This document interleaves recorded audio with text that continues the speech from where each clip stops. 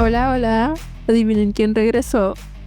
Les doy la bienvenida a otro episodio del Amanecer del Cine. Seguimos con fuerza y seguimos con más y nuevos capítulos. Por eso, este mes hemos decidido mirar de frente a la realidad, aunque muchas veces duela o nos incomoda. Tiempo sin escucharte, Mafe. Bienvenida nuevamente y efectivamente, bienvenidos todos ustedes, queridos oyentes. Como ya lo dijo Mafe, este mes lo dedicamos a esas películas que se atreven a retratar la realidad sin filtros. Y pensando en eso, ya hablamos de Spike Lee en nuestro episodio anterior. No se lo pierdan. Diego, y decir sin filtro en el análisis de hoy toma muchísima más relevancia porque vamos a hablar de Poor Things, la película de Yorgos Lanthimos que, entre el mundo grotesco en el que está ambientado, nos lanza una reflexión profunda sobre la libertad, la sociedad y la identidad. Exacto, Manfred, y es que Lanthimos no hace películas para pasar el rato.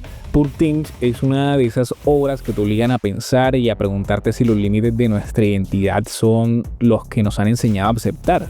También cabe resaltar que es una película bastante incómoda de ver, como el resto del cine de Yorgos, pero eso no la exime de ser abierta al público y de haber generado un voz a voz importante en el tiempo en el que se estrenó. Eso es muy cierto, Karen. Esta película no dejó indiferente a nadie, tanto por su poder visual como por su narrativa arriesgada y confusa en ocasiones. Pero bueno, definitivamente es una película que te lleva por todo un viaje como el de su protagonista, así que prepárense porque este análisis viene cargado. Preguntas, reflexiones y, como siempre, mucho cine. Eso es lo que van a encontrar a continuación. Recuerden que si les gusta lo que escuchan y desean apoyarnos, pueden compartir este podcast con sus amigos y familiares. Y por supuesto pueden seguirnos en nuestras redes sociales, en todas nos encuentran como El Amanecer del Cine. Con todo dicho, bienvenidos una vez más a este nuevo capítulo del Amanecer del Cine. Pónganse cómodos, abran la mente y comencemos.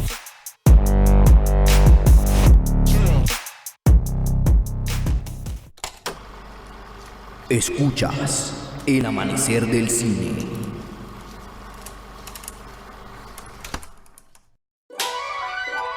Poor Things es una película dirigida por Yorgos Lanthimos, estrenada en 2023 y protagonizada por grandes actores como Emma Stone, Mark Ruffalo y Willem Dafoe. Esta película estuvo nominada para 11 premios Oscar y se terminó llevando a casa 4 de ellos, incluido el premio a Mejor Actriz para Emma Stone, lo que significó su segundo premio en esta categoría. Además, atrajo la atención de la academia y los aficionados del cine por su gran impacto visual, su storytelling y su diseño de producción. Pero entre todo esto, ¿de qué trata Poor Things?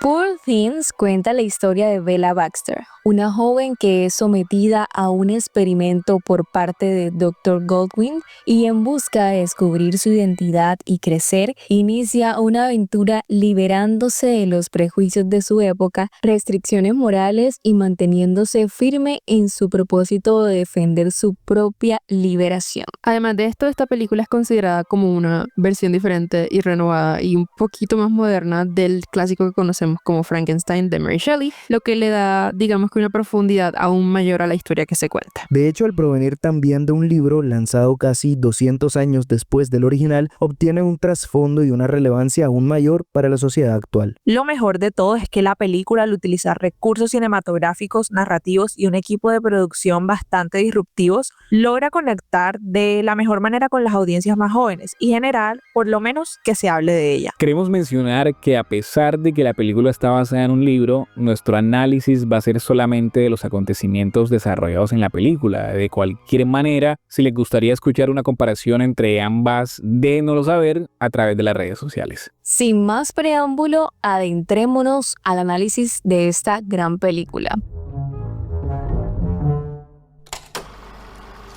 Dirección.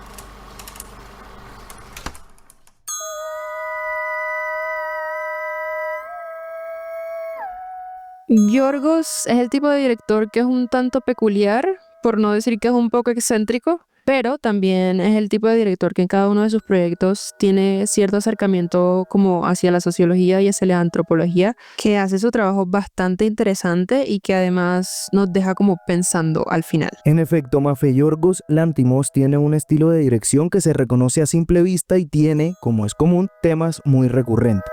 Para empezar y para que se hagan una idea de lo que ha dirigido este director, tenemos que hablar de Canino, La Langosta, El Sacrificio del Ciervo Sagrado, Kinds of Kindness y por supuesto Poor Things. En la mayoría de estas películas los personajes siguen unas pautas, hablan con el mismo tono, se mueven como si estuvieran atrapados dentro de un experimento y reaccionan a situaciones extremas de manera fría. Esto no es casualidad, pues Lanthimos normalmente no busca que sus películas sean naturales ni emocionantes, sino incómodas y distantes, pero con un mensaje impactante que usualmente está inmerso entre la realidad y la ficción. Para potencializar esto, Yorgos hace uso de movimientos lentos, composiciones simétricas, lentes gran angulares que distorsionan la imagen y encuadres que parecen más propios del teatro que del cine. En La Favorita, por ejemplo, la cámara se desliza por los pasillos de la corte con una frialdad que contradice la intensidad emocional de lo que está en juego, y sin embargo esa frialdad es lo que lo hace más inquietante porque todo en el encuadre está al servicio de lo extraño. Ahora, con esto claro, es necesario decir que Poor Things es totalmente diferente porque, aunque Lanthimos mantiene todos estos elementos que lo definen como autor, en esta película decide utilizarlos de una forma distinta, convirtiéndose en un narrador más emocional. Y obvio, eso cambia por completo el tono de la historia. ¿Pero por qué lo hizo? La respuesta es sencilla y es porque para la época en que se lanzó esta película, esto era lo que se necesitaba. Ya hemos dicho que Poor Things es la adaptación de un libro, pero resulta que este libro incluía mucha sátira, críticas al cientificismo y al colonialismo, elementos que si bien aparecen en la película son tomados muy superficialmente, convirtiendo el relato en una búsqueda emocional y social, siendo este el punto en el que Lanthimos se aleja de su propio estilo, porque mientras en el libro toma relevancia la ciencia, tan fría como su propia naturaleza, y la mirada masculina, tan común de la época en que fue lanzado, en la película Lanthimos suaviza el retrato y desde el primer minuto le da voz a Bella y a su búsqueda de gozo, libertad y autodeterminación en un mundo completamente opuesto a lo que ella representa. Como pueden notar, esa es una mirada que solo puede venir de una reinterpretación moderna del material original, dejando al libro como una sátira brillante que reflexiona sobre los límites del progreso y a la película como una experiencia visual que insiste en que el verdadero progreso es poder construir la propia identidad. Poor Things es una película extraña porque es Yorgos Lanthimos yendo en contra de sí mismo, pero al mismo tiempo es Yorgos Lanthimos manteniéndose fiel a sí mismo con su estilo y enfoque característico del resto de sus proyectos, que es, claro, como ya dije, dejar un mensaje que impacte en la sociedad. Totalmente como dice Diego, su enfoque es uno que está representado en todos sus proyectos. Es por eso que quiero preguntarles una cosa. ¿Cuál es su película favorita de Yorgos? Bueno, yo creo que estoy entre dos. Una de ellas es La Langosta. Creo que es una película que aborda un tema interesante, el tema de obligarse uno a buscar pareja y no sé, o sea, trata temas morales de la sociedad como lo hace el director en la mayoría de sus películas y me parece interesante, pero también me gustó mucho Poor Things, entonces no sé, yo creo que entre las dos me iría por Poor Things, pero también me gusta La Langosta, entonces como que no la quiero dejar, no la quiero excluir, pero sí yo diría que Poor Things porque me parece muy genial. Mi película favorita de Yorgos hasta el momento podría decir que es Kind of Kindness. Es mi favorita porque combina todo aquello que me gusta, una narrativa muy bien hecha, el estilo o el sello de Yorgos, ese cuestionamiento moral profundo que existe en las tres historias que se combinan y también actuaciones bastante impactantes. Incluso Emma Stone también hace parte del elenco de esta película y por supuesto la estética me parece muy muy bonita y pues a mi parecer esta película me marcó de forma diferente. Ambas son muy buenas, pero creo que lo importante es resaltar que este estilo no podría ser lo que es sin la presencia de los actores y actrices escogidos por Yorgos, que por cierto, usualmente son los mismos. Exactamente, pero de eso les va a hablar Mafe. Actuación.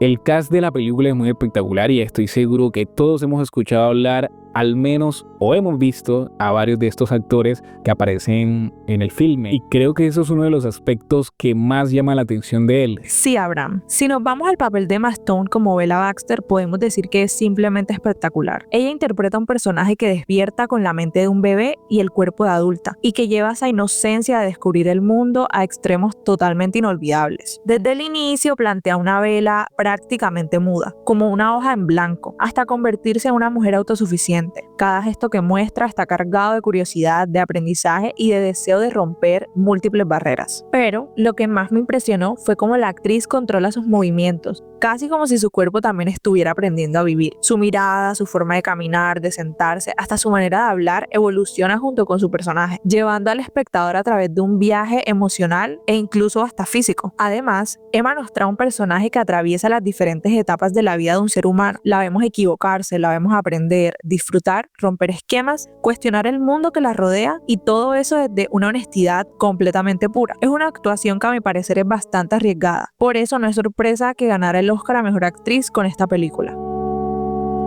No podemos dejar de hablar del resto del elenco, que también hacen un trabajo impecable, como Mark Ruffalo, que encara un personaje que cae en lo exagerado e incluso ridículo y patético, convirtiéndolo casi en una sátira hacia el ego. Y no dejemos de lado a William Dafoe, que interpreta a Godwin Baxter. Es un científico loco con el rostro desfigurado, una actuación que trae cierta sensibilidad y calma, representando ese punto medio entre lo racional y lo emocional que tanto caracteriza esta historia. Ahora, si juntamos todo esto, vemos uno de los puntos más fuertes de la película, un set de actuaciones cargadas de muchas emociones. Para ser honesta, digamos que a mí las actuaciones no me sorprendieron, pero es porque viendo ese cast ya yo sabía qué iba a esperar. Sin embargo, estoy de acuerdo con Mafe en que el trabajo de Emma, al representar pues las reacciones, las actitudes, incluso la movilidad de un bebé, de un infante, estuvo en su punto. Excelente. Y finalmente esto fue lo que la llevó a ganar el Oscar. Definitivamente Emma hizo el papel de su vida en esta película y que además fue un premio peleado con Sandra Hüller por su excelente papel en Anatomía de una caída.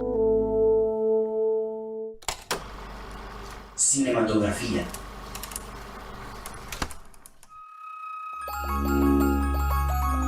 Diego, una de las características esenciales del cine de Yorgos Lanthimos es el uso de esos gran angulares e incluso en ocasiones como en esta película ese ojo de pescado. Pero creo que en ninguna de sus otras películas esto había tomado tanta relevancia como lo hizo en Poor Things, ¿cierto? Sí, Mafe, pero vayamos desde el principio.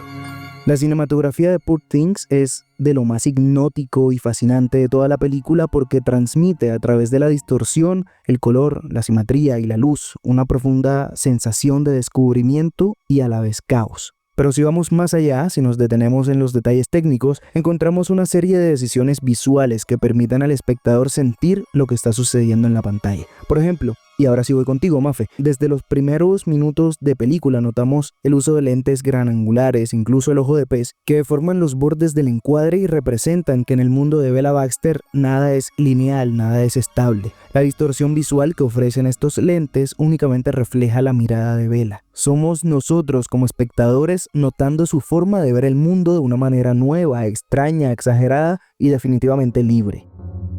Esto se ve reforzado también con el uso de los colores en la historia y aunque esta parte quedará más clara cuando Mafe les hable de la historia y Abraham les hable del diseño del arte, tratándolo muy por encima se puede decir que conforme Bella va creciendo y conociendo el mundo, los colores se van haciendo más brillantes y saturados. Por ejemplo, al principio de la película, cuando Bella solo conoce la casa del Dr. Godwin, todo está en blanco y negro, pero justo cuando logra huir junto a Duncan, los colores aparecen en pantalla.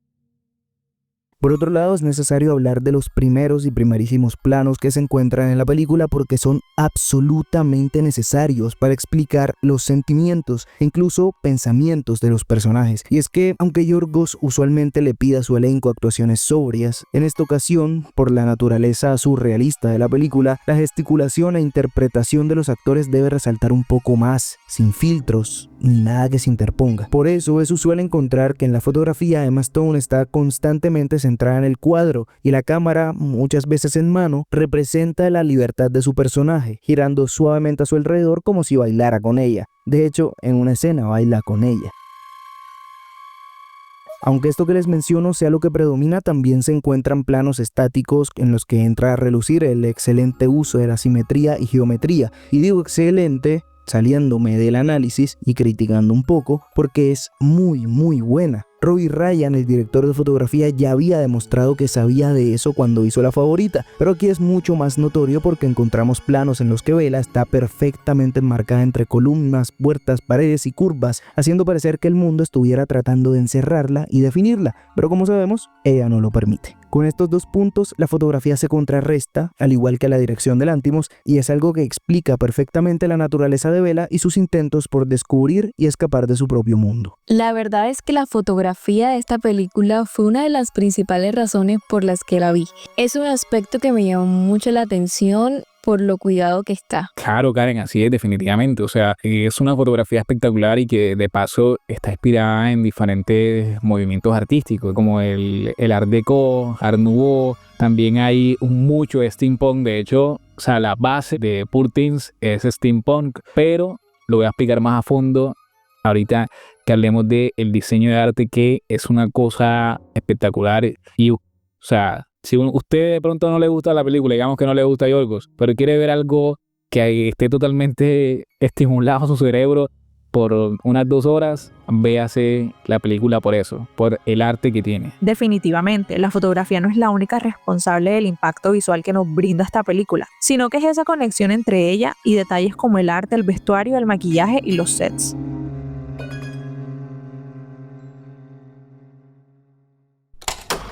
Diseño artístico.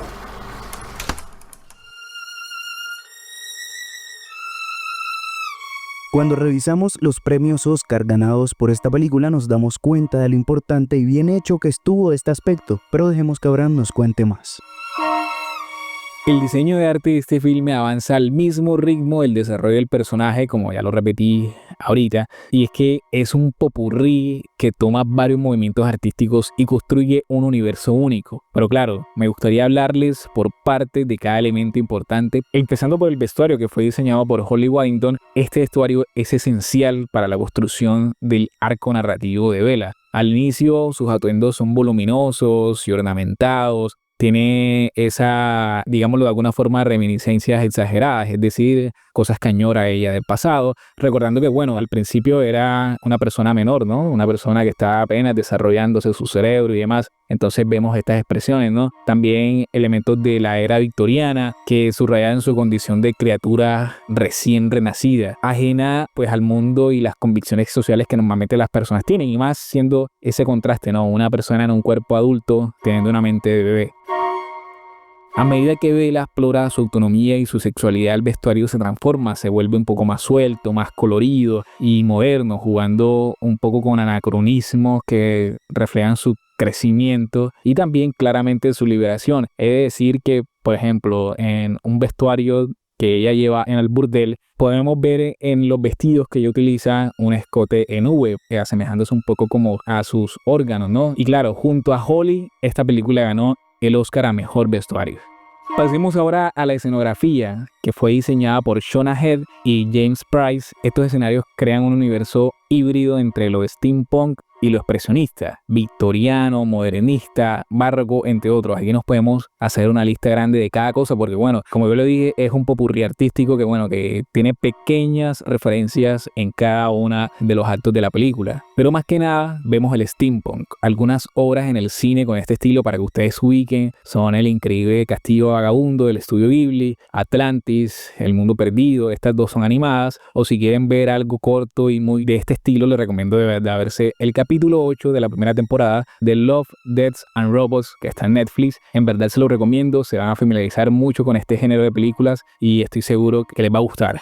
Ahora bien, las ciudades, los interiores y los laboratorios parecen sacados de un sueño psicodélico. Toda la película se siente como un sueño, ¿no? Torres retorcidas, salones con mobiliarios imposibles y una paleta de colores que varían entre los tonos pasteles y unas saturaciones intensas. Todo esto pues contribuye a la sensación de estar en un mundo ligeramente desfasado de la realidad, donde los elementos arquitectónicos y decorativos reflejan más el estado mental de los personajes que un espacio fisiológico. De hecho, si tú ves la película, tú tratas de encontrarle un espacio como que, ay, mira, esto es Londres, esto es París, pero realmente son unos imaginarios de lo que son esos espacios que nosotros conocemos, son resignificados, ¿no? Reimaginados por la película. Y bueno, de la mano de Shona y James, esta película ganó el Oscar a Mejor Diseño de Producción.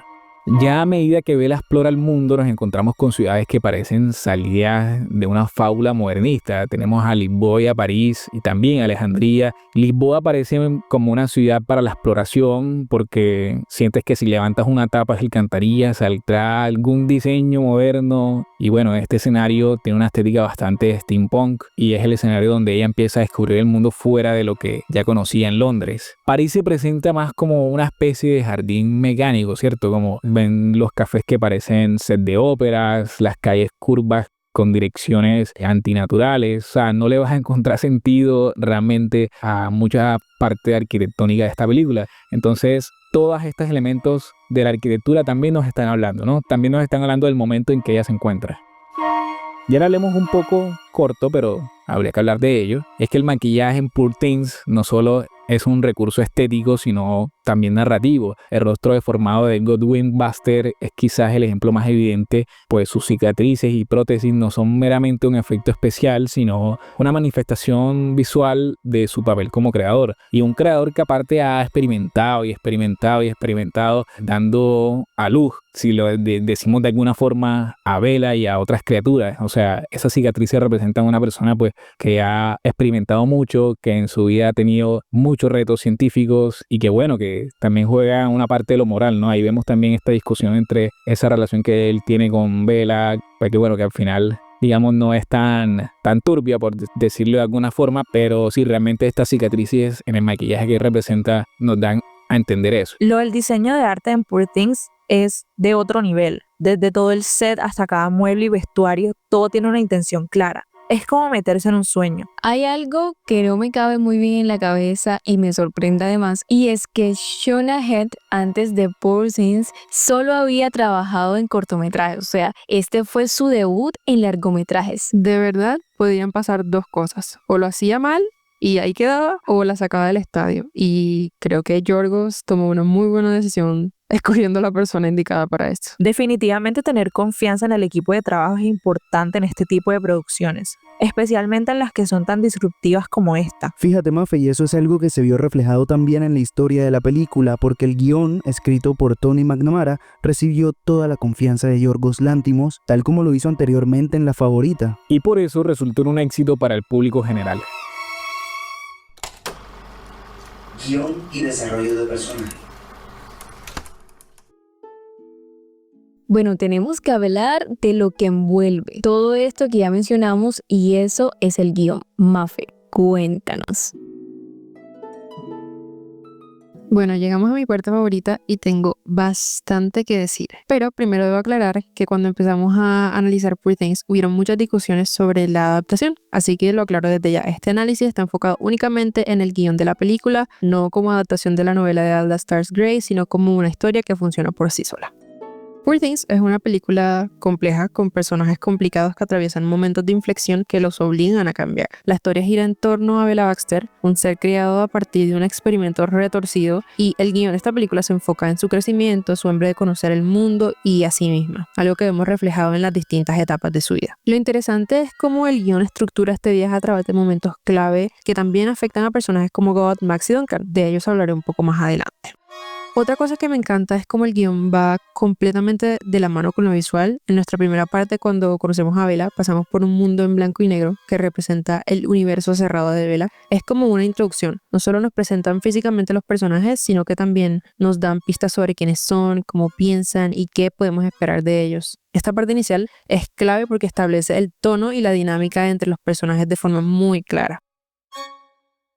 Ahora, dividamos un poco la historia. Después del escape con Duncan y su viaje a Lisboa, tenemos a una Bella que todavía es como una niña. No conoce el bien ni el mal, solo quiere explorar, entregarse a los placeres. Duncan lo disfruta hasta que Bella se vuelve incontrolable. Aquí vemos que Bella no tiene interés ni conocimiento en lo que es correcto o lo apropiado. El mundo aún es como algo extraño para ella. Se agarra a lo poco que ha aprendido de God, Max y Duncan, y también es su primer roce con la violencia, la posesividad de Duncan y ese deseo de independencia. Esta etapa es como su adolescencia. Quiere descubrir sin conocer las consecuencias. Todo esto la lleva a terminar en un barco hacia Alejandría con un Duncan cada vez más posesivo. Este es otro gran punto de inflexión, ya que aparecen Marta y Harry, los primeros en mostrar mostrarle a Bella la dureza del mundo. Ella empieza a madurar, a ver a Duncan como una molestia, ya no quiere hacer los saltos furiosos, quiere entender qué es ser un cínico y por qué el mundo puede ser tan cruel. En este momento Bella aún arrastra trazos de ese blanco y negro del inicio, eso hasta Alejandría, porque en este momento Alejandría despierta algo nuevo en Bella, la empatía.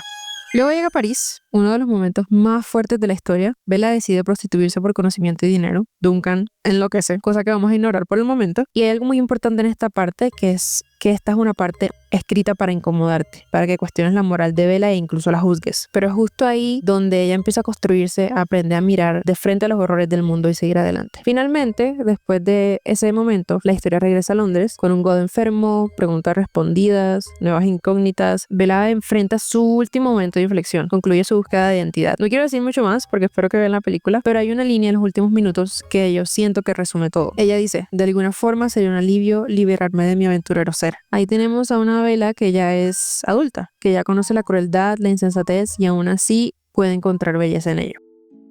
Sobre los demás personajes, Diego mencionó algo importante al hablar de Yorgos, que se deja al lado de la mirada masculina. Y concuerdo en que la película no está contada desde el punto de vista de ellos, sin embargo, el guión se apoyó mucho en el control que todos ellos tienen sobre Bella desde el inicio.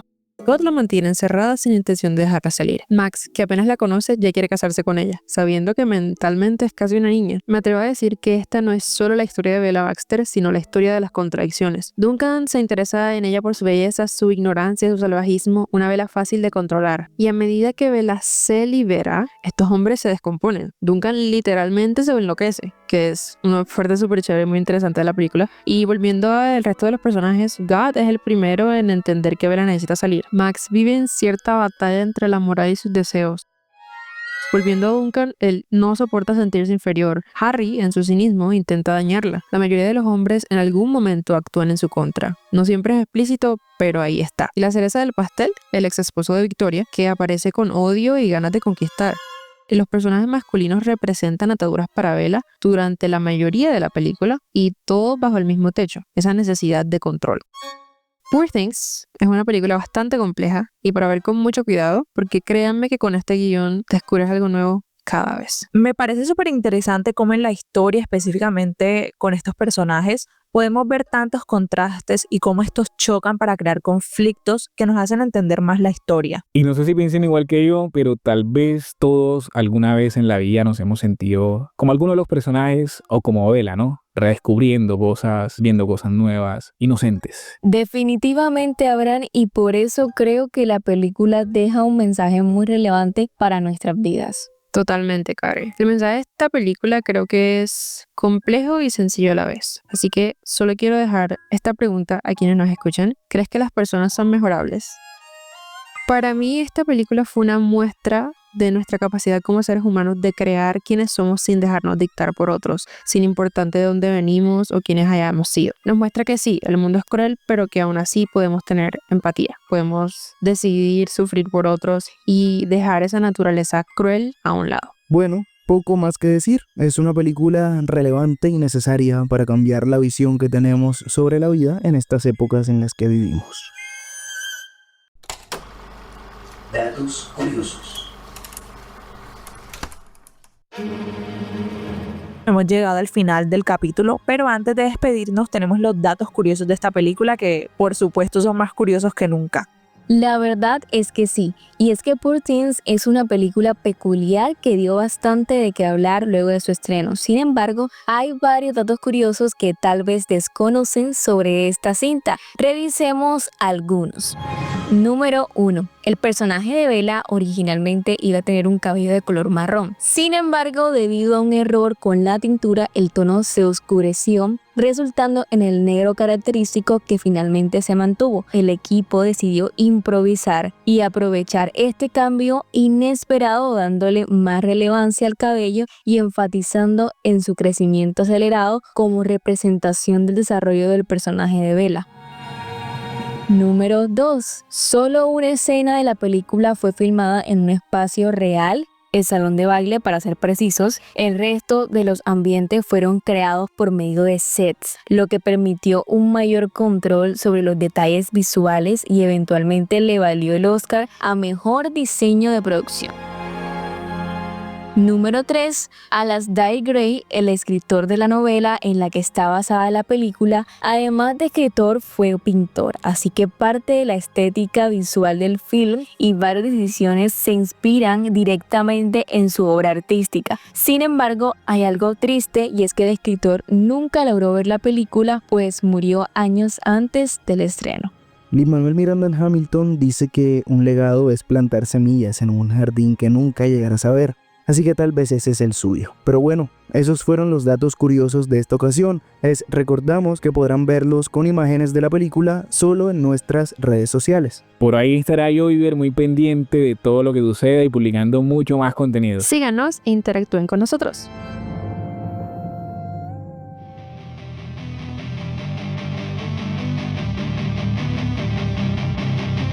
Bueno, ahora sí, oficialmente hemos llegado al final. Esperamos hayan disfrutado y aprendido mucho con el capítulo de hoy. Debemos confesar que fue algo difícil hacer este capítulo, pero creemos que valió la pena. Totalmente, Karen, por eso regresé por acá. Qué dicha tenerte de regreso, Mafe. Ojalá puedas acompañarnos más seguido. Por favor y gracias. Pero bueno, cuídense mucho. Nos escuchamos en un próximo capítulo y recuerden, nosotros somos El Amanecer del Cine.